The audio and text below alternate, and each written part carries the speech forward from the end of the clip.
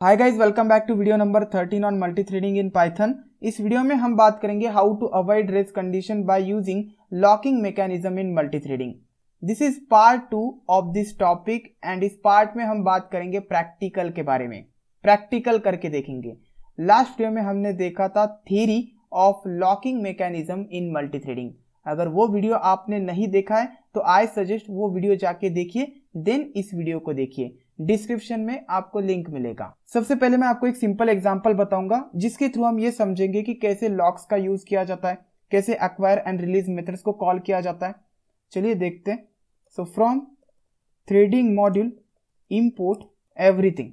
इस threading module में एक क्लास है जिसका नाम है लॉक क्लास। पहला स्टेप है उस लॉक क्लास का ऑब्जेक्ट बनाओ। सो स्टेप 1, लॉक का नाम देता हूं माई लॉक एंड ये लॉक क्लास का ऑब्जेक्ट होगा। And this is nothing but our step number 1.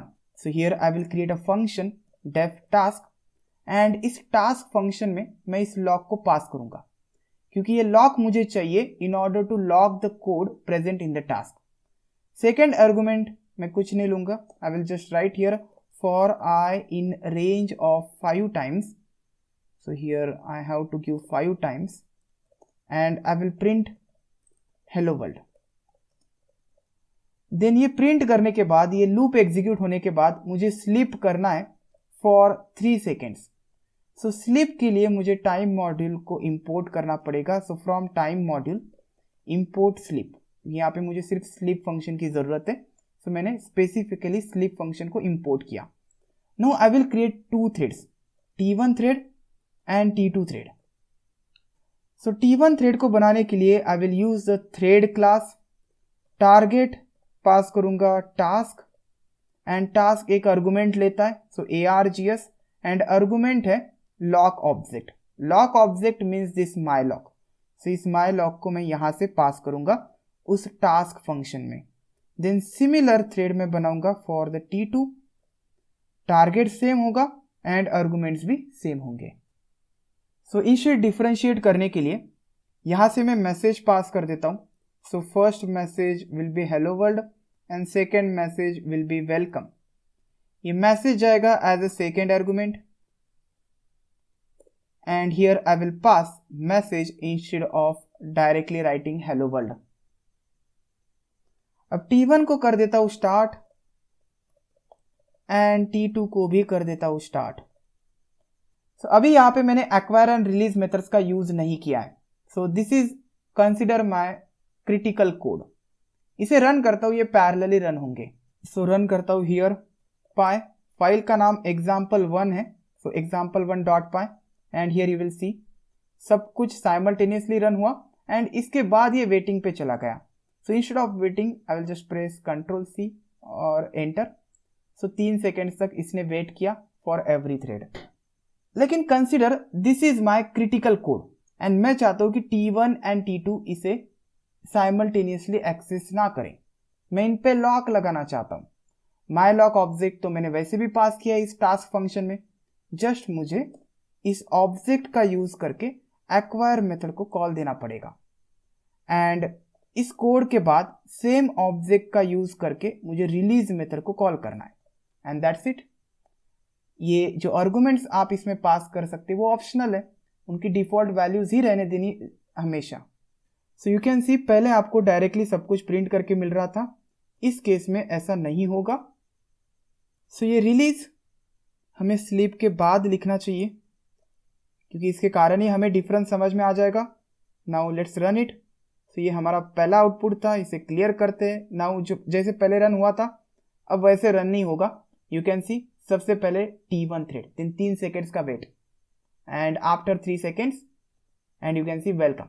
Okay, so यहाँ पे T1 एंड T2 के बीच में सिंक्रोनाइजेशन हो रहा है। ये कॉन्करेंटली इस कोड को अब एग्जीक्यूट नहीं करेंगे जो कोड हमने एक्वायर एंड रिलीज के बीच में रखा है।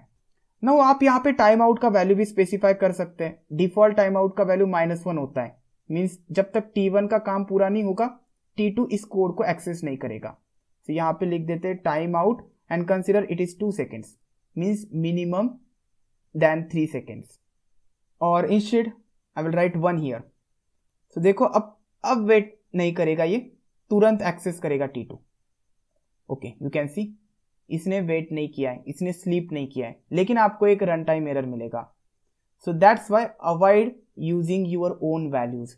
बोल रहा है कि रिलीज अनलॉक्ड लॉक्ड, क्योंकि लॉक अनलॉक है एंड देन T2 क्या कर रहा है, पहले से देखो देयर इज अ लॉक, इसे T1 ने अनलॉक करके रखा है। ओके, T1 ने अनलॉक किया, T1 का काम हुआ, T1 ने अनलॉक किया इसे, एंड देन फिर से T2 इसे अनलॉक करने की कोशिश कर रहा है which is already unlocked, and इससे क्या होगा, आपको रन टाइम एरर मिलेगा। सो avoid using your own values, जो डिफॉल्ट वैल्यूज है वही रहने देनी है। अब टाइम आउट का यूज आपको समझ में आ गया। There is one more parameter here which is nothing but a blocking, उसका भी यूज करके देखते हैं। लेकिन ये जो ब्लॉकिंग होता है इसका डिफॉल्ट वैल्यू ट्रू होता है, मीन्स अब तक हमने जो एग्जांपल देखा वो ट्रू के लिए था, अब इसका वैल्यू फॉल्स सेट करके देखते हैं। सो क्लियर करता हूं and here you will see, आपको सब कुछ प्रिंट करके मिलेगा, कोई आपको डिफरेंस नहीं मिलेगा जैसे हम पहले करते थे मल्टी थ्रेडिंग में, बट आपको एक रन टाइम एरर मिलेगा, release unlocked lock. So I suggest don't use your own values, इसका वैल्यू ट्रू एंड -1 ही रहने देना है। रिलीज में आप कोई आर्गुमेंट्स पास नहीं करेंगे and this is the simple way of using lock mechanism. चलिए अब इसे प्रैक्टिकली समझते विद प्रैक्टिकल एग्जांपल। सो ये एग्जांपल मैंने यूज किया था फॉर एक्सप्लेनिंग रेस कंडीशन। इस एग्जांपल को मैं फिर से एक्सप्लेन नहीं करूंगा, अगर आपको एक्सप्लेनेशन चाहिए तो आप रेस कंडीशन का वीडियो जाके देखिए, डिस्क्रिप्शन में लिंक मिलेगा। सो you can see here T1 and T2, ये जो वेरिएबल है इसे साइमल्टेनियसली एक्सेस कर रहे हैं, जिसकी वजह से अनरिलायबल आउटपुट आ रहा है जो कि हमें एक्सपेक्टेड नहीं है, एंड उस आउटपुट की वजह से बवाल होने वाला है। सो चलिए मैं इसे रन करके दिखाता हूँ। So you can see here travel का नाम मैंने पास किया है, बस का नाम, and available seats. So there are 2 available seats. T1 and T2 are threads for Jay and Raj, दोनों साइमल्टेनियसली टिकट बुक कर रहे हैं। जय को 2 टिकट्स बुक करवानी है एंड राज को 1 टिकट बुक करवानी है। सो रन करता हूँ, py example.py, hit enter. You can see available seats are 2 seats allocate हो गए and available seats are 0, sorry seats are not available. Okay, that is fine output. अगर आप इसे मल्टीपल टाइम्स रन करेंगे तो एक आउटपुट आपको ऐसा मिलेगा, कभी ना कभी मिल जाएगा। सो मल्टीपल टाइम्स रन करो इसे, you can see available seats 2 है, जय ने 2 सीट्स बुक कर लिए एंड जो दूसरा यूजर है उसको भी अवेलेबल सीट्स 2 दिख रहा है, बट जब उसने इनिशिएट किया बुकिंग उसको मिल गया sorry seats are not available.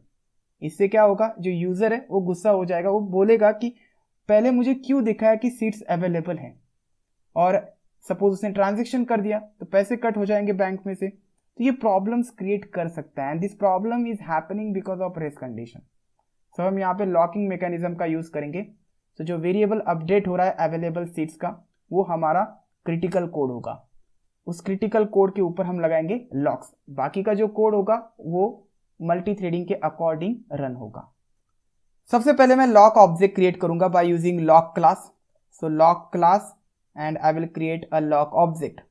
अब इस लॉक ऑब्जेक्ट को मुझे कैसे भी करके इस बस क्लास में अवेलेबल करना है ताकि मैं एक्वायर एंड रिलीज मेथड्स को कॉल कर सकूं।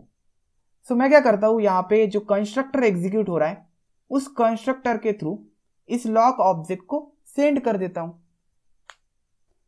सो सिंपल है गाइज, यहाँ पे I will just right L and इस यल के लिए मैं पास करूंगा लॉक ऑब्जेक्ट। तो ये जो लॉक ऑब्जेक्ट आपने क्रिएट किया है ऑन लाइन नंबर 3, ये पास हो जाएगा यहां से in this constructor, and constructor एक इंस्टेंस वेरिएबल बनाएगा self dot L and value assign करेगा यल, क्योंकि ये लॉक ऑब्जेक्ट यल में आ जाएगा, यल के through it will pass in the self dot L instance variable. Now इस कोड पे मुझे लगाना है लॉक, यहां पे मुझे लॉक ऑब्जेक्ट लगेगा, I can directly use self dot L क्योंकि इसमें क्या है, लॉक ऑब्जेक्ट स्टोर्ड है। Then dot notation call the acquire method. So I will call acquire method, default values ही रहने देते हैं and at the end of code self dot L dot release, यहाँ पे मैंने पूरे कोड पे ही लॉक लगा दिया है, दिस इज सेफ। बट हो सकता है कि यहाँ पे और भी कुछ कोड हो जो कि हमें मल्टी थ्रेडिंग का यूज करके एग्जीक्यूट करवाना है। So in this way you will use locks. अब अगर मैं इसे रन करता हूँ तो मुझे वो प्रॉब्लम कभी भी नहीं मिलेगा। चलिए रन करते हैं। स्क्रीन को करता हूँ मैं क्लियर एंड रन करता हूँ। Every time you will run you will get a correct output, because एक टाइम पे एक ही थ्रेड उसमें एक्सेस हो रहा है। कभी भी आपको यहाँ पे 2 प्रिंट करके नहीं मिलेगा। 2 सीट्स जय के लिए अलोकेट हुए, देन इसको 0 ही देखने को मिलेगा सेकंड यूजर को, and that is the fine case for me. So one more thing, अगर आपने रिलीज करने के बाद फिर से रिलीज करने की कोशिश की तो क्या होता है, लेट्स चेक। सो यहां पे आपने रिलीज किया लाइन नंबर 19 पे, मींस लॉक अभी अनलॉक स्टेट में, और उस अनलॉक को आप फिर से अनलॉक कर रहे हैं। क्या होता है, लेट्स चेक। मैं क्लियर करता हूं and here you will get run time error. बोल रहा है कि अनलॉक लॉक को आप फिर से रिलीज कर रहे हैं, मींस पहले से लॉक खुला है, आप उसे फिर से खोलने की कोशिश कर रहे हैं। This is a run time error. So आप मल्टीपल टाइम्स रिलीज नहीं कर सकते। लेट्स चेक, क्या मैं मल्टीपल टाइम्स एक्वायर कर सकता हूं? So here I will right multiple times acquire. Now let's run it. This will also create issue, क्योंकि एक बार लॉक हुआ है, देखिए ये तो स्टक हो जाएगा प्रोग्राम, देन आपको इसे किल ही करना पड़ेगा। It can crash your application. देखिए मुझे पूरा कमांड प्रॉम्प्ट ही किल करना पड़ रहा है, क्योंकि कंट्रोल सी प्रेस करने के बाद भी वो स्टक जो है वो नहीं रुक रहा है।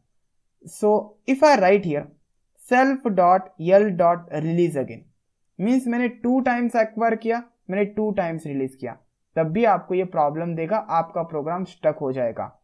So this is the disadvantage of lock mechanism.